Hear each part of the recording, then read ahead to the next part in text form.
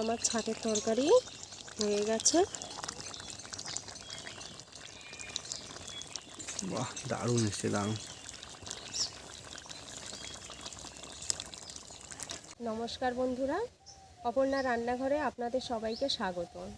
আজকের অপর্ণা রান্নাঘরে একটা নতুন রেসিপি নিয়ে চলে এসেছি, যে রেসিপিটা মাংসর থেকেও সবাই বেশি পছন্দ করে। আজকের আমি বানাচ্ছি পোলট্রি মুরগির ছাট। তো দেখতে থাকুন আমি কিভাবে বানাই পোলট্রি মুরগির ছাট।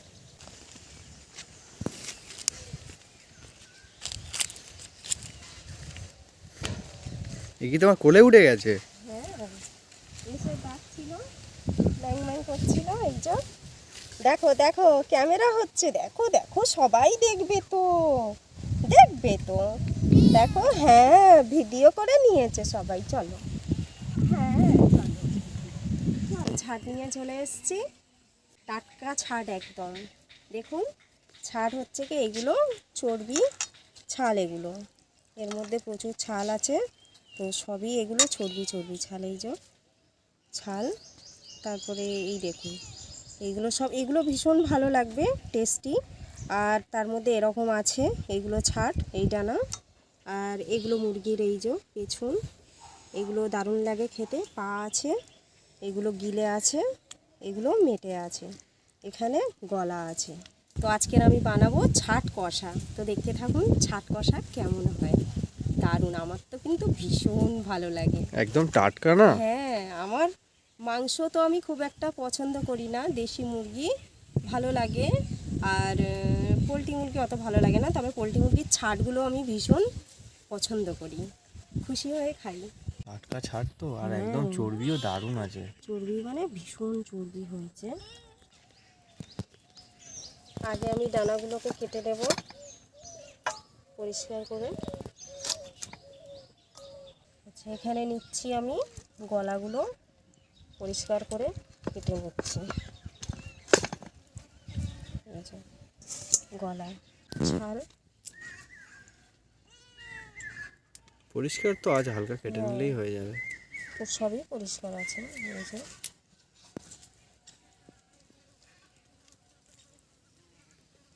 এটা শুধু চর্বি, এইগুলো ছাল, মোটা মোটা ছাল আর চর্বি লেগেই আছে। এইগুলো শুধু একটু দেখে ছোট ছোট করে কেটে নেব। এইভাবে সব কেটে পরিষ্কার করে নিচ্ছি। ছোট ছোট করে এইরকম করে কেটে পরিষ্কার করে নিতে হবে। এই ঝুঁটিটা একটু কেটে পরিষ্কার করে নেব, ঝুঁটিগুলো।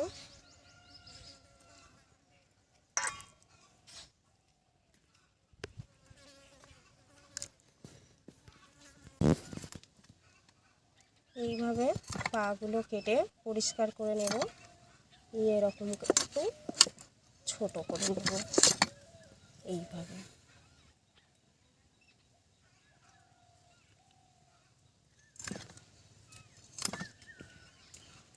বেশি লম্বা থাকলে দেখতে বাজে লাগবে, ওই জন্য একটু ছোটো করে কেটে নেব।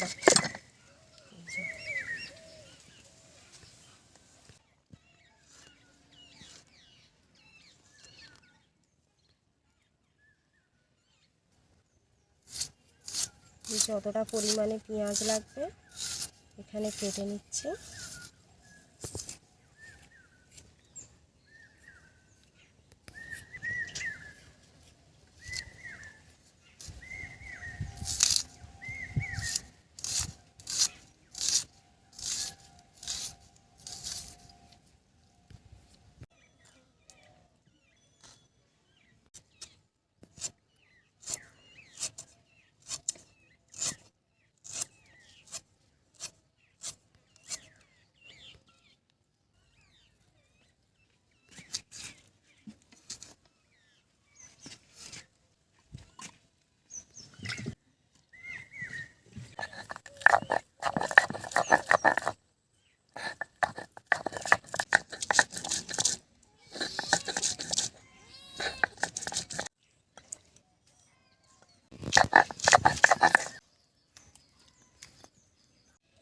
তেল দিয়ে দিলাম কড়ার মধ্যে, আলুটা ভেজে নেব।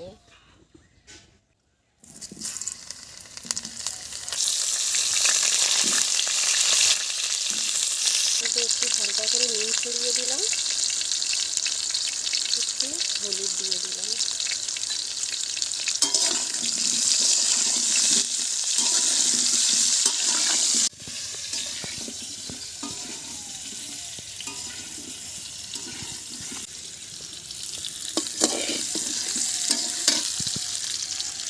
আমাদের পুটি ঘুমোচ্ছে। কি খেদে ঘুমোচ্ছে এখন? কখন খাবো আমি ছাদ। ওই পুটি,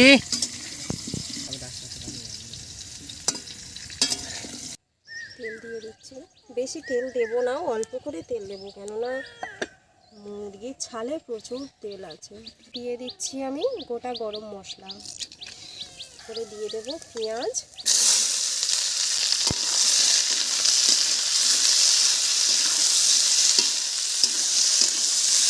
অল্প করে পেঁয়াজের ওপরে অল্প করে নুন দিলে পেঁয়াজটা তাড়াতাড়ি মজে যায়। পেঁয়াজটা আমার হাফ ভাজা হয়ে গেছে, দিয়ে দিচ্ছি রসুন। রসুনটা 2 মিনিট নেড়ে নেব, নিয়ে তারপরে আমি আদা দেব।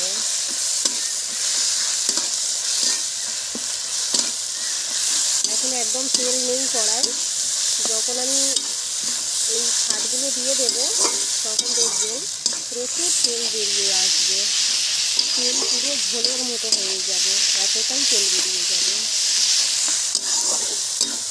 পেঁয়াজের মধ্যে রসুন দিয়ে 2 মিনিট নেড়ে নিয়েছি, এবারে আমি দিয়ে দেব আদা বাটা, দেব টমেটো, হলুদ গুঁড়ো, গুঁড়োর ওপরে দিয়ে দেবো গুঁড়ো লঙ্কা, দিয়ে দেব নুন, দিয়ে দেব টক দই। টক দইটা আমি ফেটিয়ে নিইনি, এইরকম করে নেড়ে নিলে অটোমেটিক সব কিছু ফেটেই যাবে, মেখে যাবে ভালোভাবে, একটু গোটা গোটা থাকবে। মশলাগুলো একটু নেড়ে নিয়েছি, এবারে আমি দিয়ে দেব মাংসটা, দিয়ে দিলাম।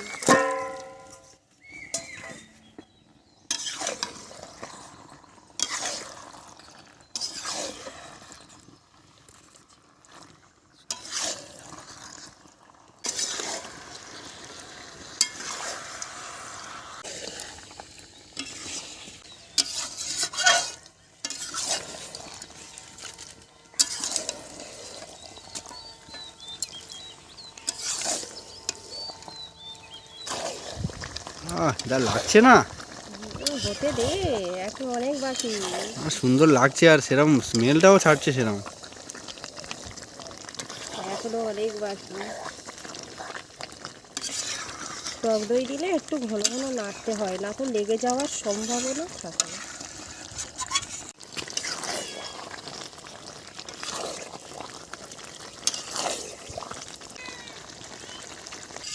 এটা ততক্ষণ কষুক, আমরা যাব গাছ থেকে ফুল পেড়ে খেতে। উনুনের কাছেই ফুল গাছটা, চলো যাওয়া যাক কুল পাড়তে।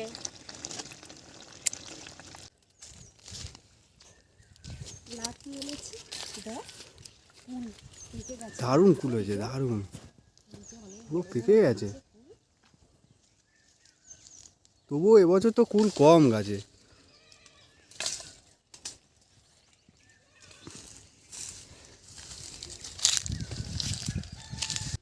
সেই বিলিতি আপেল কুল আছে তার মতো বড় বড়, এই যে এইখানে এই কটা, ওই ওপরে একটা পাকা আছে, আমি দেখা পাচ্ছি এখান থেকে, কিন্তু বড় না, ওই যে ওপরে।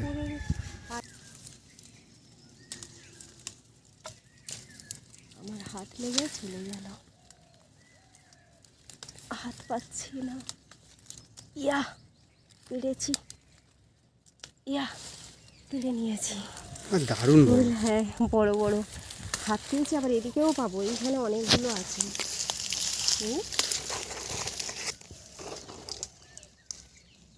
সবগুলো পাকেনি, কিছু কিছু পেকে গেছে, এই যে ঠিক আছে পুরো, এইগুলো হয়নি, এটা হয়েছে। দারুণ বড় বড় কুলগুলো, কত বড় বড় কুল। ওই পড়লো, হ্যাঁ হ্যাঁ হ্যাঁ, ওইটাই কর।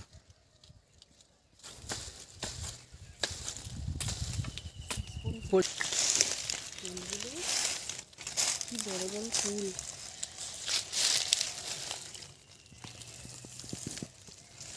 অনেকগুলো ফুল আছে। এইদিকে একদম পাকা ফুল, দারুণ দারুণ। দেখি ফুলটা, ফুলটা দেখুন বন্ধুরা, দেখেছেন? এই দেখুন ফুলটা, ফুলটা দেখেছেন? একদম পেকে গেছে কোন।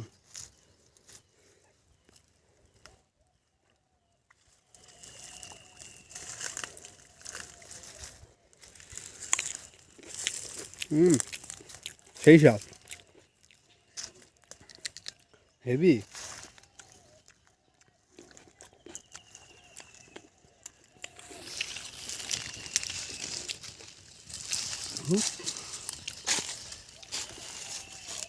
আমার কাছে অনেকগুলো আছে, জলে ধুয়ে নিই একটু,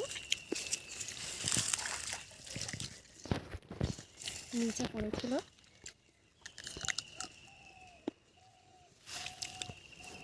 দারুণ মিষ্টি,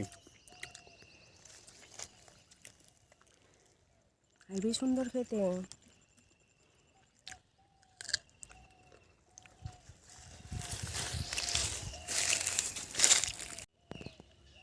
দারুণ দারুণ কুলগুলো। একটা নিয়ে খা। হ্যাঁ, একটা খাবো তো। দারুণ কালারটা দেখেছেন বন্ধুরা? হেবি সুন্দর, একদম পাকা। এইখানে একটা দেখুন, মিষ্টি দারুণ। দারুণ।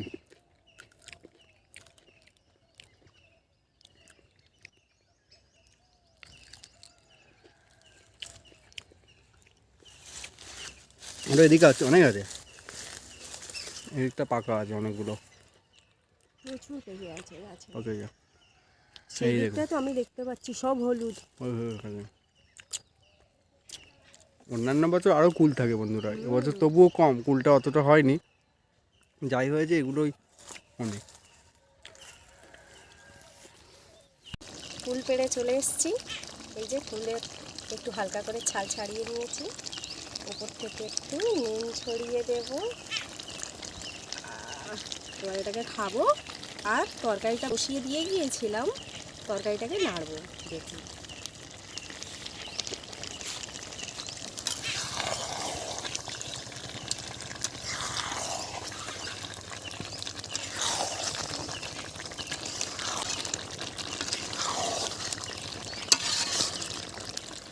দেখুন কষা হয়ে গেছে, এবারে আমি জল ঢেলে দেবো।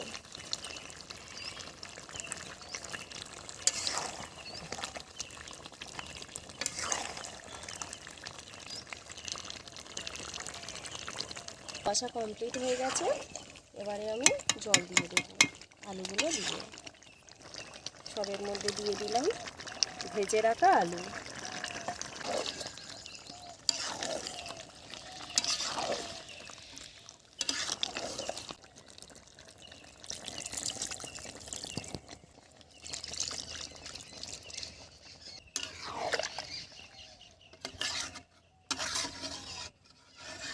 জলটা দিয়ে দিয়েছি, এবারে আমি এটাকে ঢাকা দিয়ে সেদ্ধ করব।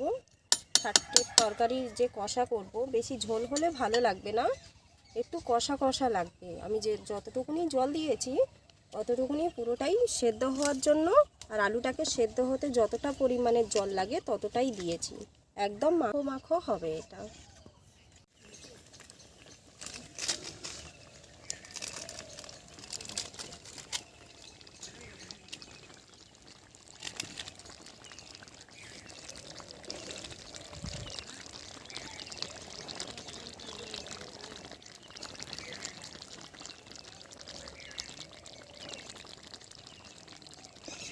আমার তরকারি কমপ্লিট হয়ে গেছে, গুঁড়ো মশলা দিয়ে নামিয়ে নেব। তো দেখুন আমি গুঁড়ো মশলা কী কী দিচ্ছি। এভারেস্টের বিরিয়ানি মশলা 1 চামচ নেব, এখানে 3 কেজি ছাট আছে। 3 কেজি ছাটের মধ্যে 1 চামচ এই গুঁড়ো মশলা নিয়ে নিলাম।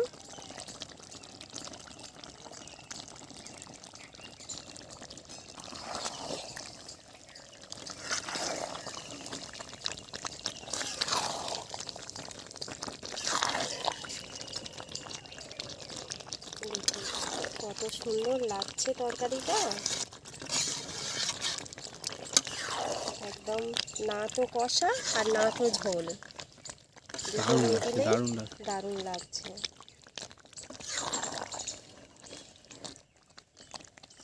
আমার ছাটের তরকারি হয়ে গেছে।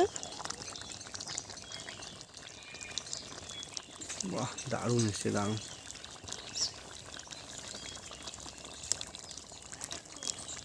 কালার এসছে না? হ্যাঁ, কত সুন্দর লাগছে দেখতে, একদম সুন্দর হয়েছে দেখতে।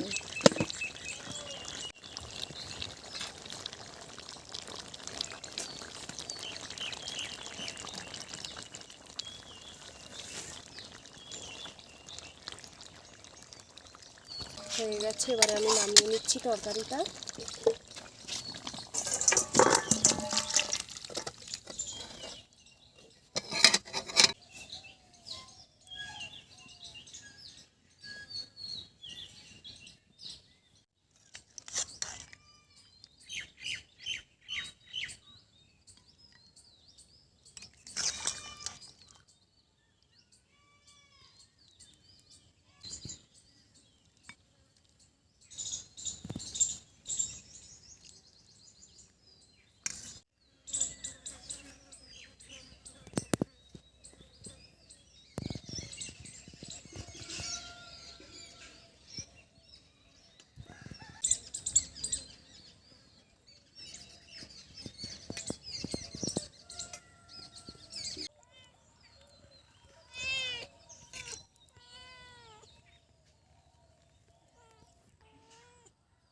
ছাদ রান্না, আলু দিয়েছি তোকে, নে খা।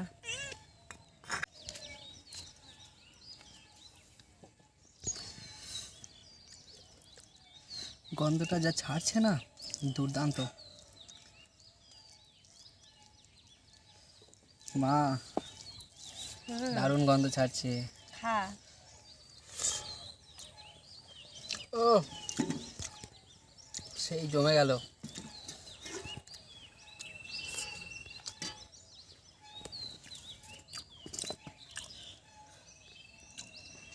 মাংসটা কত সুন্দর হয়েছে দেখুন।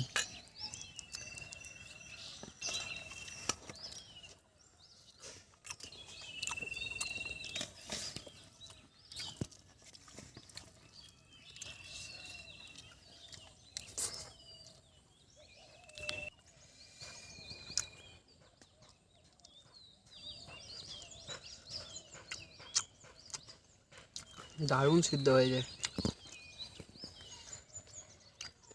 নুন ঝাল একদম দারুণ মিশেছে এর সাথে।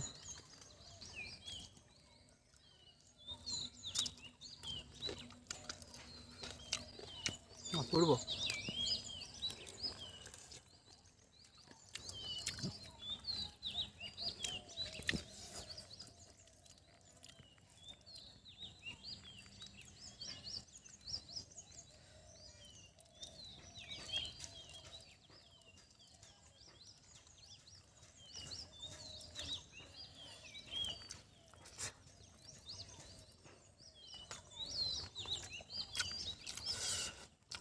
দারুণ লাগছে খেতে।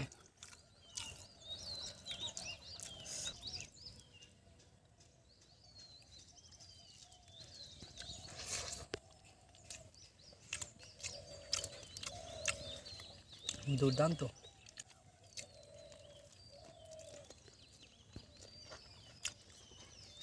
একবার আপনারা বাড়িতে বানিয়ে দেখুন, এইরকমভাবে যেমনভাবে ঠিক বানানো হলো। অসাধারণ হয়েছে বন্ধুরা, বলবেন আপনারা শুধু কেমন হয়েছে।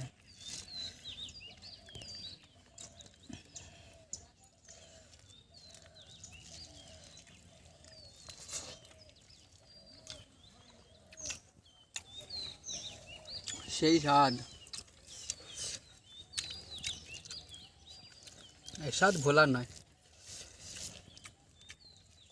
দুর্দান্ত টেস্ট। বন্ধুরা যা লাগছে না, দারুণ লাগছে, বলে বোঝাতে পারবো না কেমন লাগছে। আপনারাও এরকমভাবে একদিন বাড়িতে বানিয়ে দেখুন, আর বলবেন কেমন হয়েছে। দুর্দান্ত লাগছে, রান্নাটা খুব সুন্দর হয়েছে বন্ধুরা, খেতে খুব ভালো লাগছে। তো আমি এখন খাই। আজকের ভিডিওটি এখানেই শেষ করছি, দেখা হচ্ছে পরের ভিডিওতে।